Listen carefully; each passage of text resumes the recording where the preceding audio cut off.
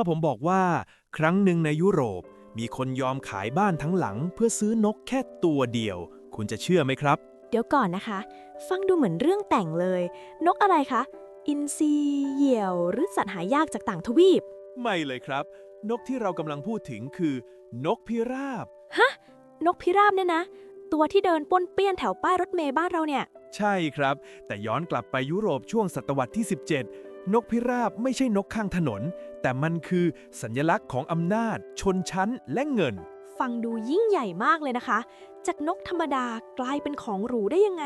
จุดเริ่มต้นคือสิ่งที่เรียกว่า Dove Cote หรือโรงเรือนนกพิราบครับในอังกฤษและยุโรปตอนนั้นไม่ใช่ใครจะสร้างได้ต้องเป็นขุนนางหรือเจ้าที่ดินใหญ่เท่านั้นแปลว่าการมีโรงนกไม่ใช่แค่เลี้ยงสัตว์ แต่เหมือนประกาศว่าฉันเป็นชนชั้นสูงเลยใช่ไหมคะ ถูกต้องครับและมันโหดกว่านั้นตรงที่นกพวกนี้บินไปกินข้าวในนาชาวบ้านได้แต่ชาวนาไม่มีสิทธิ์เลี้ยงเอง โอ้โห เท่ากับว่าชาวบ้านต้องทนให้นกของท่านหลอดมากินข้าวในนาตัวเอง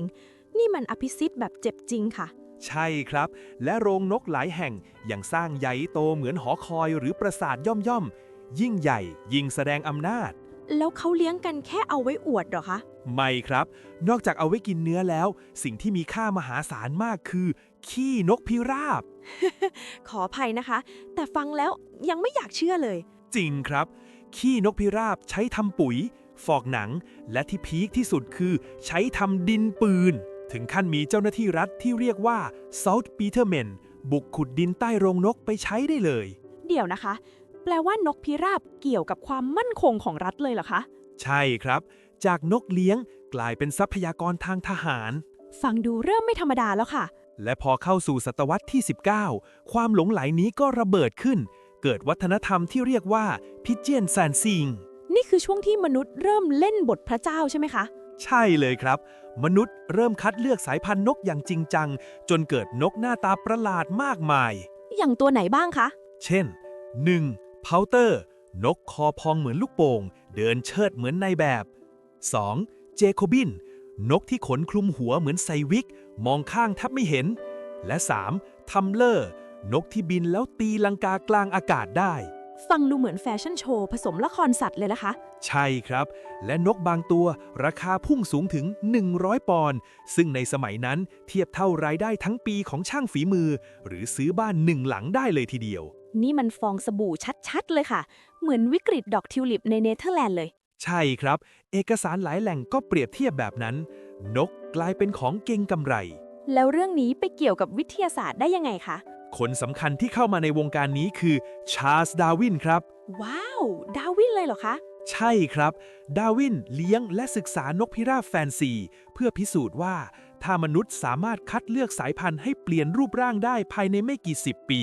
ธรรมชาติก็ย่อมทำแบบเดียวกันได้ในระยะยาว แล้วเขาพิสูจน์ได้ว่า นกพิราบทุกสายพันธุ์ ไม่ว่าจะสวย แปลก หรือพิสดารแค่ไหน ล้วนมีบรรพบุรุษเดียวกันคือ Rock Dove จากนกแฟชั่นกลายเป็นหลักฐานของทฤษฎีวิวัฒนาการเลยนะคะ ใช่ครับ แต่แน่นอนว่าเมื่อมีเงิน มีชื่อเสียง ก็ต้องมีด้านมืด มีการโกงใช่ไหมคะ ถูกต้องครับ เรียกว่า faking ตั้งแต่ย้อมสีขน จนถึงการกดกะโหลกลูกนก เพื่อให้ได้รูปทรงตามมาตรฐานการประกวด ฟังแล้วสะเทือนใจเลยค่ะ สุดท้ายสัตว์ก็ต้องรับผลจากความหลงไหลของมนุษย์ แต่ในอีกด้านหนึ่งก็เกิดวัฒนธรรมใหม่ขึ้น คือนกพิราบแข่ง อันนี้ไม่เน้นสวยแต่เน้นเร็วใช่ไหมคะ ใช่ครับ และสิ่งที่ทำให้มันเกิดได้คือ รถไฟ รถไฟ